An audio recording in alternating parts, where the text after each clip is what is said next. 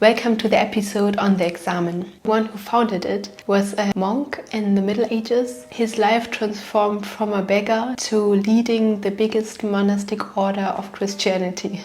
So a really big change. The spirituality of this order is a central part for how they live and how they act in this world. For the spirituality, the key part, or one of the key parts, is really the Examen prayers. You can see from this how powerful their spirituality really is and how cool this tool is that I'm talking about. It can make your life feel epic, but not in the way of being the isolated hero, but being the very much connected and loving, fulfilled hero. It's a technique to reflect your day, and in this reflection shape your life in a certain area. If you want to change something specific, it can also help you transform your life altogether. If you want to transform something fundamentally that is connected to all the areas of your life, this can also be a great tool for that. Before I get into the technique, really how it worked, I want to tell you one more thing to get you motivated also from a science perspective, because there has been a study made on the Examen to see the psychological effects. So the study was going for 9 weeks, and the participants only practiced it 1 time a week, which is way less than it originally, or by Ignatius, the founder, was recommended. He did it twice a day, and many spiritual exercises they recommended once a day. And in the study, it was only done once per week, so much less, over 9 weeks. The participants reported immediate and long-term stress reduction. So immediately after exercising it, but also on the long term, it helped them to reduce stress. I think that's also very cool to see it. It's a technique for development, but it's also good for mental health, and it reduces your overall stress. To tell you about this technique and how it works, I will first start by giving you a little bit background information about the person who invented it, and also about the bigger tradition this person invented it in, because it's a part of the Christian spiritual tradition, and it follows, like, there have been pre-forms of the same idea, and then it was developed in this specific form, and then also after it was first invented, it was developed further. So I will give you a little bit context so you can understand really what is behind it, what is the fundamental principle in the technique that is then transformed and has different shapes throughout the later history, and also you can understand from this in which way you can adapt it so you can build your own version. So the technique originally comes from Ignatius of Loyola. He was born in nobility in Spain, and the 13th child of a family, so quite a huge family. And he decided to be a knight. In these times you could choose a spiritual career and get a priest, for example, have a theological education, or you could also do a military education and go this path. And he didn't decide for the spiritual at first. He wanted to be a knight. And he was quite successful in it, worked himself up in the rank and the hierarchy, but then eventually he got injured. His leg got injured and he couldn't walk anymore. It was very severe, so he needed to go home and have several surgeries, and even then he couldn't walk like before anymore. So during all of his lifetime, he needed to limp. His one leg was shorter than the other. In this time of healing and recovery, he somehow got to books about saints and their stories, and he was so impressed by that he went to a monastery, Montserrat. It's near Barcelona. It's actually one of the sites that you get recommended when you go there. I would also recommend it. It's really beautiful. It's on the mountains and you can oversee the countryside from up there, and it has a stunning view. He went there and he thought over his life and repented from a lot of things and wanted to clear up things in his life. Then for a whole other year he went down to a smaller village next to the monastery called Manresa. There it's interesting what way he chose for himself, because he didn't pursue another career directly. He didn't try to study theology or to go the normal way in a spiritual way, but he begged at first. Then later on he was allowed to do very simple works in the village to have the basic needs covered. And during this time, he always went to a cave and he prayed 7 hours a day, it is said. So he really spent a lot of time developing something on the inside. It wasn't sure from the outside where this is going or what exactly he's doing. And in this time, he developed the spiritual exercises, which later got the main spiritual work for the whole order he founded. So it was laying the foundation for the whole spirituality, for his personal spirituality, but also for the whole order and the spirituality they practice until this day. So very important. And these spiritual exercises are something like a retreat program, but very intense. He developed the different contents for prayer times for 4 weeks, and every day having other topics to pray about. In each day there was a midday and an evening examen. This is the technique I introduced in this video. So it plays a very central role in the spiritual exercises and in the spirituality of Jesuits altogether. So this spiritual tool for him, for Ignatius, was something that could continually monitor the progress he made, because he prayed for a whole year in a way that he learned it to himself. There was no one teaching him. So he needed a tool to oversee his own progress, and that was the Examen tool to help him develop all his spirituality. And I think you could say it also played a huge role in how his life played out later. The decisions he took to found a new order, to study theology, and to be a very influential personality in his time, and also after that, still having a lot of influence. So in his life you can see a huge development from a beggar that is also injured and that has no influence, that is also apart from his family and from everything that could bring him further in life. He only had prayer at this time, to leader of a worldwide influential monk order. That is a huge development, and a central part for him was spirituality and exactly the Examen prayer that I'm introducing here. And then you can also see how it formed the Jesuits as an order. They quite quickly emerged as a very powerful order, and they still have a huge emphasis on education. So from the beginning on, they were involved in education. They promoted schools, they promoted universities, and not only or not mainly religious education, but a broad variety of education, because they wanted to help people emerge in their whole being. So they were known for education, but also because they were very educated and they had this special spirituality that helped them to make good decisions. I will talk about their discernment technique another time, but it's also connected to the Examen.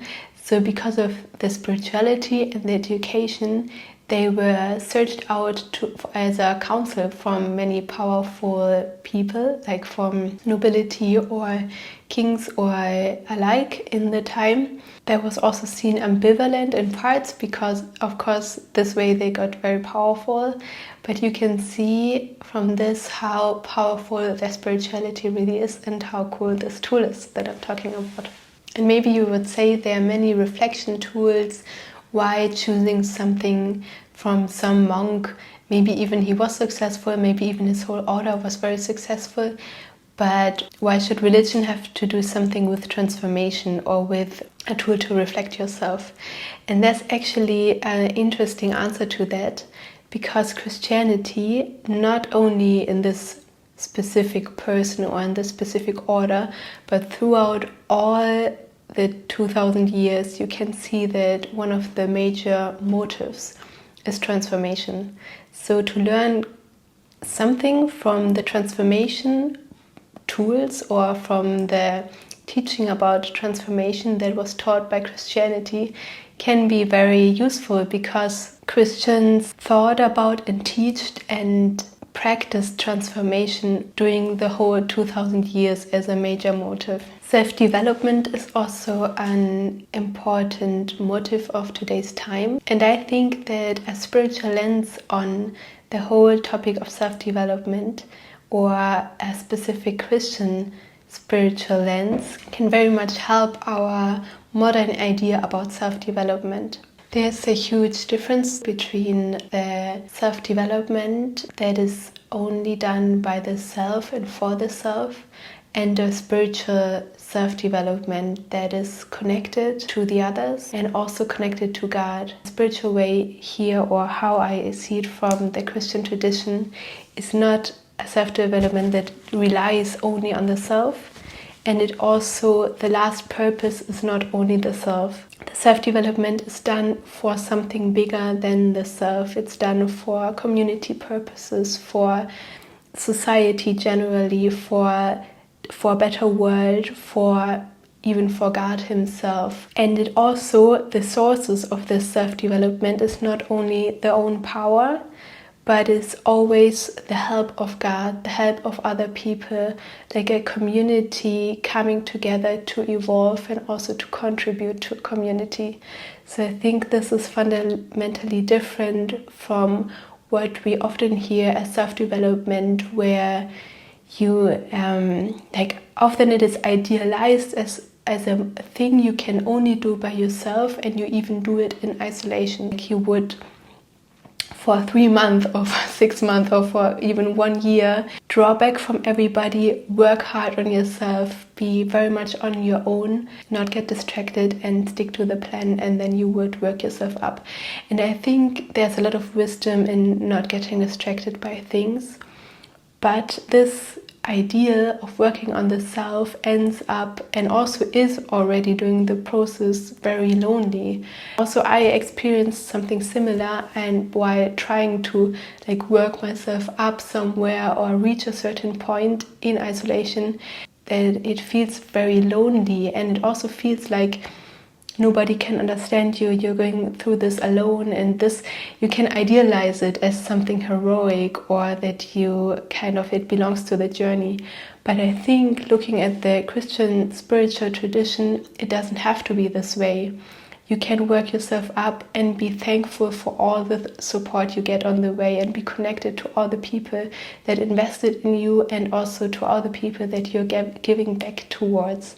So I think that this idea of the isolated hero, it's not useful, and it's also not something sustainable. Like, sooner or later, it's just destructive for the self. Also, if you have worked yourself up there, like wherever you wanted to get, then maybe you want to get further, and it's just, you cannot isolate all your life, or this is, I think there's a better way to do it.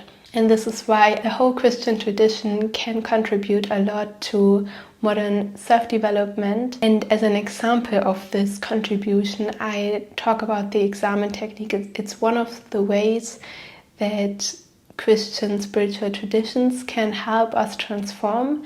But there are so many ways, because transformation really is one of the major motives throughout all Christian history.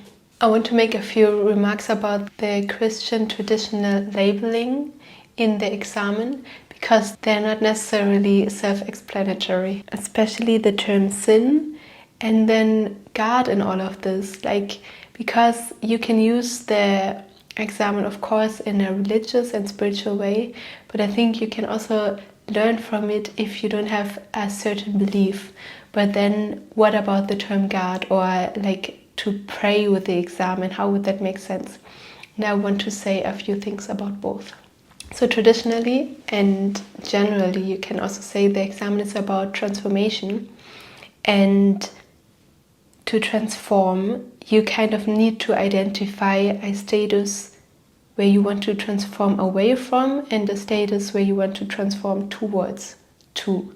So you need to have clarity about those, otherwise it's very hard, or you cannot find the way between those two, which is the growth part and the transformation part. And the traditional Christian way to label the both is to transform away from everything sinful and to transform towards God. And that also makes sense in the way of sin is everything that's destructive for life. So of course, if you want to have a better life, if you want to transform in a positive way, you want to go away from everything that destroys life, of course. And God is seen as the giver of life. So everything that's positive in your life, your whole existence, is seen as coming from Him. I think it makes sense to speak in those classical terms, but you can also translate it for yourself and say, I want to transform away from things that rob life of me and towards an increased quality of life. The Examen traditionally, that was how it was first designed by Ignatius. It reflected upon if there was sin in this day, like either in thoughts, in actions, or in words, then try to repent from those and try to have a better way. And then later on it developed, because Ignatius developed it in the Middle Ages, so around 1500. And then from there on, in the monastic order of the Jesuits, it already transformed. So it transformed towards a more positive view. Instead of focusing on what to avoid and what to run from, it's more about the positive qualities of life, how they can be enhanced, focusing on God in their lives, on God's voice, on what God is calling them towards, on community with God. So it's focusing on everything that calls you towards life. That is how you can understand the voice of God in like in an image or a metaphor.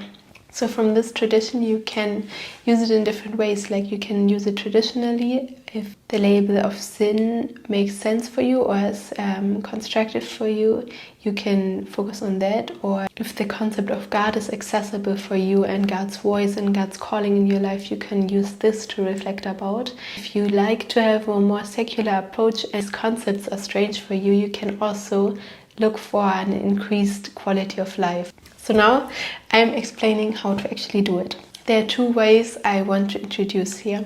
The first way is the general examen. So it is focusing on your quality of life altogether. And the second one is the specific examen, which is focusing on one part of your life only. So maybe you want to develop the way you think about yourself, your mindset, then you focus only on this. Or you want to focus on your relationships, then you will focus every time only on this. So starting with the general one, you would, as a first step, place yourself in the presence of God. That is how it's done from a spiritual point of view. If you want to, you can try to imagine that God's positive and loving and encouraging presence is all around you while you do the examen. I find it very helpful to do exactly what I explained earlier about spirituality, to make development and all your reflection not something you do isolated for yourself, but in the presence of God Himself, and God representing also His relationship to the whole world, to all of humanity. So you do it kind of in the context of this whole world and of God Himself. I really like this broad perspective, and it gives me something exactly what I want from spirituality, the connectedness. But if you don't have access to the concept of God, or you just don't want to do it in this way, I think you can also try. It is less personal, but it also gives something similar. You can try something else, and that is imagining to aim for the highest good for all of humanity. So this is also giving something transcendent, and is transcending your own efforts for yourself and for the people in your immediate environment, and transcending it on a higher level, aiming for the highest good for yourself and for humanity or for society. And you can take a few seconds or maybe even a few minutes to imagine yourself aiming for the best for yourself and for people. So this is the first step of either imagine the presence of God around you, or aiming at the highest good and connecting yourself with this transcendent idea of the highest good. And then as a second step, you go through your day and you imagine the scenes looking backwards. Ignatius did it hour by hour, so really precise, and you can decide for yourself how much in big or in small steps you want to go here and how many minutes you want to take. So you would go through the different phases of your day and remember the times where you felt most alive. So if there was like a specific situation with a person, or something you heard, or you tasted, or you saw, you would go back into the experience and relive it in your inner eye, and then reflect what thoughts were connected to it, what words, if there were words, were connected to it, and what actions were connected to it. So this way you get a feeling for the good things in your life. As a third step, reflect in the same way, looking backwards on your day, going through the different situations and phases where you felt least alive. And also there describe to yourself, like after calling the situation really into your mind and also into your senses to relive it, you would also reflect there what were your thoughts, what were your actions, and what were your words, if there were any. And what I also find very useful is to name the exact emotion. In the positive emotion and also in the negative emotion you had to name, was it shame, was it anxiety, was it fear, or what exact emotion was it that was caused by these events, or that was caused by this specific situation that you remember. This way you would, day by day, if you do it each day, really get to know what makes your life quality good or not so good, and all that is connected to it, like the specific thoughts you have, the specific reaction you always have with the words. So these 3 steps, and then the 4th step is to look more towards the future. What do you feel called to? You can do this again from a spiritual point of view. Imagine God as the most loving person, as the person who has your best interests at mind and at heart. What would He call you to in a way that calls you to more life? Like, what do you feel called to? What do you feel drawn to? And you can also do it, if you don't like this perspective, just from your intuition. You can learn to listen to your intuition better, and this is a way to practice it. So there you have the 4th step, to listen to and to notice what you feel drawn to in this moment of reflection. Then when you did the 4th step, I'd very much recommend to take some minutes to write down what you noticed. I always like to write down something I learned about myself, about this day, and an intention. So if there's something I want to do different tomorrow, or a specific mindset I want to take into tomorrow, then I would write it down as an intention. So this would be the general exam that I want to give you. It looks broadly on your life quality altogether.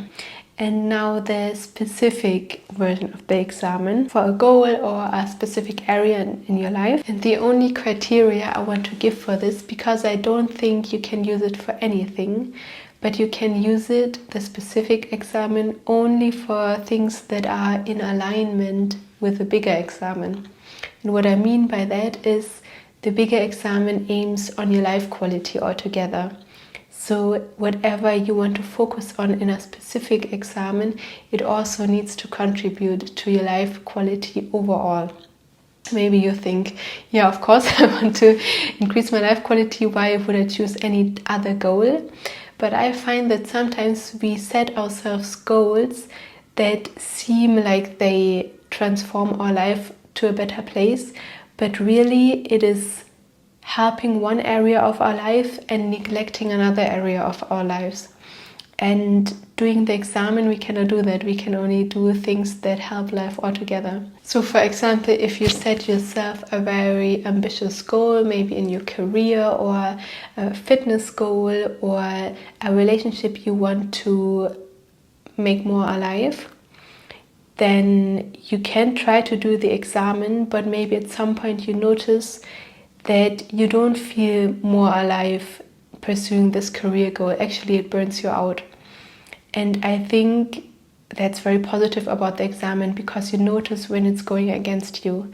If you want to reach a certain career goal, no matter what, then you cannot use the examen because it's going against it.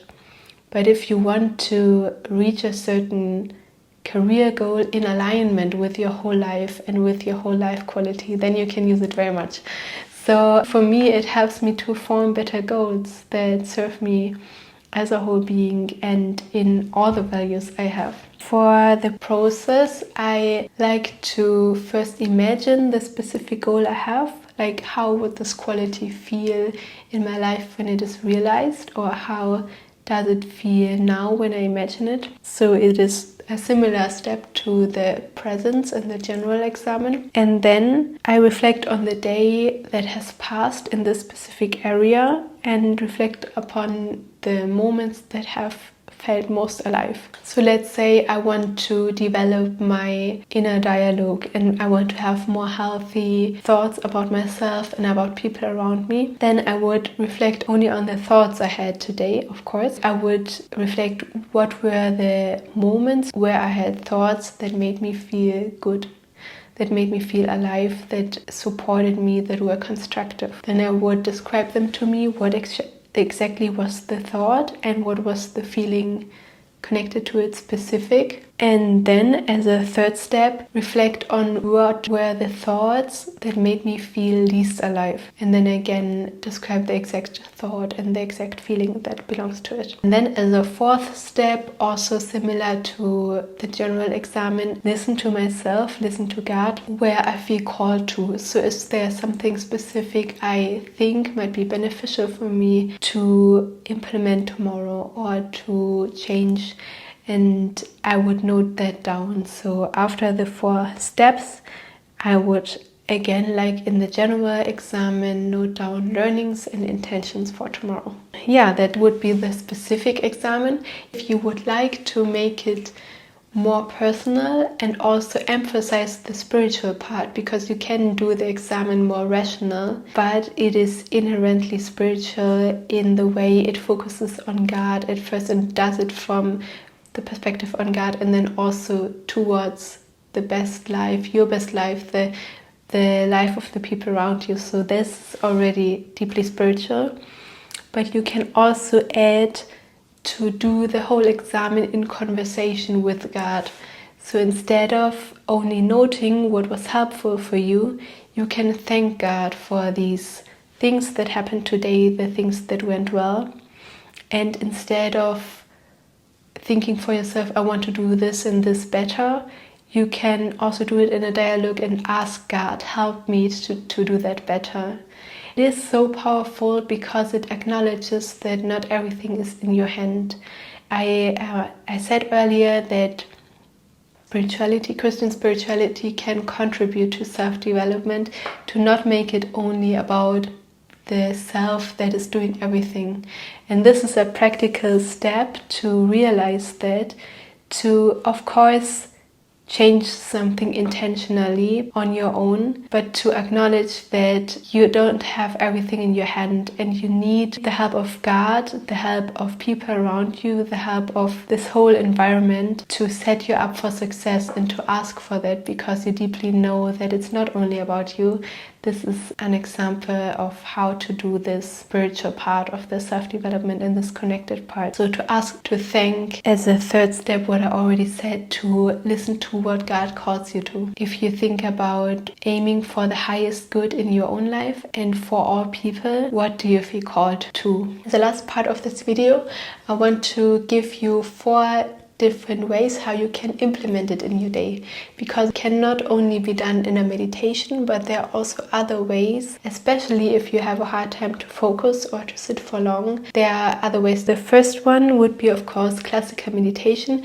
I think it's very useful to at least once in a while really sit down and to do it in a very focused meditative state, sometimes at least, so you learn this deep focus. At other times when I can't focus, it helps me very much to do it on a walk, so that would be the second option. Maybe you like to do a morning walk, an evening walk, or an afternoon walk, or whenever it fits in your day best. Of course, reflection is easier if you have the day just passed, but you can also do it in the morning and reflect the day from yesterday. To take the questions on your walk and then go through the different steps. The third one would be to journal. I already said it is very helpful to journal as a last step, to write about your learnings and the intention you have for tomorrow. But you can also do the other steps already in a journal form, putting yourself in the presence of God. You can write down what you imagine. And the second step, what made you feel alive, you can write down your reflection process, so you can also use it as a journaling prompt. The fourth way would be a more social way to go through the examen, and it would be either with a very good friend or with a partner, romantic partner, to